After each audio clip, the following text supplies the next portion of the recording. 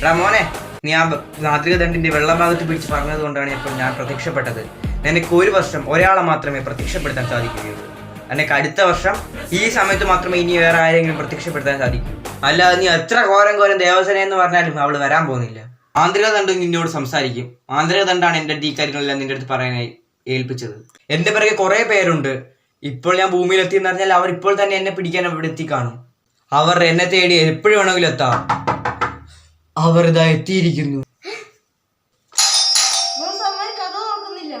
കാണാമല്ലോ. എടാ മോനെ, എനിക്ക് ഇവരെ ഒറ്റയ്ക്ക് നേരിടാൻ പറ്റൂല. ഞാൻ വേറെ പഴം പിഴിഞ്ഞ്, അതുകൊണ്ട് ഞാൻ വേണമെങ്കിൽ വേറൊരാളെ വിളിച്ചു തരാം.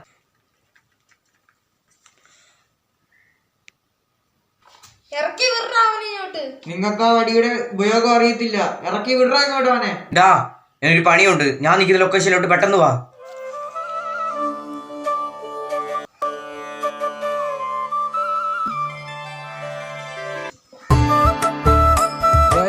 ബാഹുബലിയാ?